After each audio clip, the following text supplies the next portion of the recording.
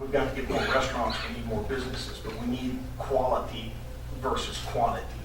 But we really have to work on the population. I think that's probably one of our, we've been a bedroom community ever since Cove has been established, and we've got to get away from that mindset. I think we need to bring in the businesses and certainly direct the flow of, which businesses, which of course is, what the city council should do. But the biggest thing I think is to building up the population to bring those things in. A lot of the bigger businesses won't come in until we build up the with 35,000 people, you only get certain sort of businesses. With 50 or 75,000 people, you get better quality businesses, and so hopefully that's what we'll do. I've been all for growth ever since the 90s, I suppose, and I'd like to see it just simply continue. Well, I think the most important thing, as you did ask at the very beginning, is safety and security in our community. I mean, that's probably paramount. And Mr. Lackey, he brings up a really good point about progress, attracting businesses to Cove. It's the quality of business, not the quantity. One of the initiatives, and I'm a member of 10 other citizens, and we're circulating a petition now because we want to try to change an old existing law. And there are two different views at this point, and we understand that, is to try to legalize the sale of liquor and mixed drinks in Coppers Cove. Regardless of where you fall down on the issue itself, our intent is not to have liquor stores all over the place, because that's not progress. What it is to show the other communities, well, this is the only city in the region that doesn't do it, first of all, but we want to keep tax dollars that are spent by citizens here in Cove. We're not going to grow unless we start to spend locally and we start to keep our tax dollars in Cove. And one way to do that is to allow that to happen. We have citizens now that go elsewhere to spend their tax dollars. We would rather they stay here. We would rather other folks come here and do that. I would be open to a discussion to increase some sort of tourism. I'm sorry, but Coppers Cove, in my mind, is not a tourist attraction. There are cities out there that are all year long. We have some great tourist events, but I think we can do those incrementally throughout the year to bring more people here. Being a landlord, being a distant landlord, in my opinion, doesn't absolve you of any responsibility, first of all, because I do believe in accountability and I do believe in responsibility, and the two go together.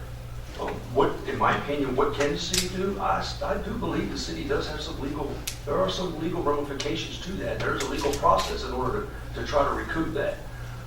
Is there an initial cost up front? Yes, I think for the safety and security of our residents. If we cleaned it up and paid for it, I would support that. But with the understanding that, all right, we don't let this dog go. We had another example of someone in arrears to the city for a substantial amount of money that was discussed at the last council meeting. What do we do now? Do we just kind of say, don't worry about it, let it go, we'll just write it off as a loss, or do we track it down? And the city council unanimously is like, no, we're not letting this one go. So I would be of the same opinion that distant landlords, even and local landlords, need to be held accountable. And if we don't hold them accountable, they won't be. Plain and simple. If the property is not destroyed in the process, say a fire or whatever, well, then we certainly can put liens against them, and we can try and track their money that direction until eventually we just confiscate it if necessary. I don't know what else we could do other than just put, if they're out of town and the place is burnt to the ground and there's nothing there except the rubble, it's not like we can really own it, but we could still attach a lien against the property. The land has some value, and so we could at least get that. But I think we ought to follow up, and I think we need to file suit against them if necessary to recover that money. The back arrear payment that Mr. Duncan is talking about, it's like $6,700. Doesn't sound like a whole lot, but it is. When your budget's only $32 million for a town this size, that's $7,000, a lot of money. And of course, it may take $500 or $600 or $1,000 or more to have an attorney do the paperwork, but still. You add it to the cost and make them pay. I don't think the citizens should have to pay for them. I think it's very important that we have as many Coppers Cove citizens even just go attend those things. Gatesville don't know we exist.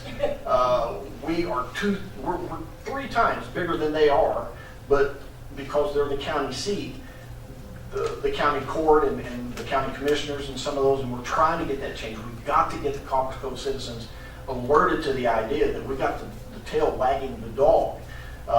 We've got Gatesville doing you know, they have the board members, they get the votes, and we have not had a real good representation. We'll get one or two on the board, but we do need more up there. We need more than just somebody to listen. We need somebody to go up there and several people be on that board.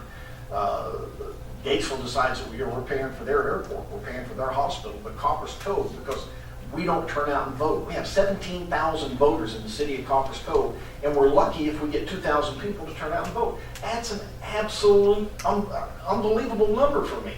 And probably for this election, as good looking as we are, we'll probably only have 1,000 people turn up. And that's a shame. It really is. We need to work some sort, and it's one of the things dear to my heart, is to really get out some sort of a campaign to where Copper's Covites know I've got to get out and vote concerning Gatesville, concerning county issues. It's not just a city. I mean, it's a county issue. And we don't get involved. And people say, well, it's because we're transient. No, I don't believe that. I believe it's because we're uneducated. I think we're not inspired to get out and turn out the vote. And I think we need to vote. And it's not a Democrat or Republican thing. It's a Copper's Cove thing. It's a county thing. First of all, whenever you have someone in any form of government anywhere that has anything to do with you, and you have someone on the inside and sitting there listening, we call that G2. That's sort of like, get a spy. Not necessarily a spy, but you're gaining information, and the more information you gain, the more you can do with that. No one wants to be surprised. So I agree with you. We should have more than one person there. We should have more than one person involved in that as members, if at all possible. As far as voting, we listened to Judge Firth about 2 weeks ago. He came in here for about an hour and was trying to explain how important the vote was. And, of course, in this room with the folks that were here, it's like with you, talking to you about how important it is to vote. I'm preaching to the choir. You're here. This is not the problem. Gatesville outvotes us 4-1 on every election. It kind of makes you scratch your head and go, why is that? I think some of our residents feel disenfranchised. But I'll tell you, if they don't vote, yeah, they are disenfranchised, and they're doing it to themselves. We owe it to some of our neighbors, to talk to them and tell them, it's important to vote. And as I get around the neighborhoods and talk to folks and try to, not trying to find out what issues, actually, I'm just trying to get signatures on a petition and introduce myself. Because, I'm just a face and a name. And I hear it all the time. So you're a registered voter. Well, no, I'm not registered. I don't want to get called up for jury duty. Did you not know that they just use your driver's license? It is. It's the education process. So please help us talk with other folks, because voting is one of the most important rights you have. And once you give it away, it is gone.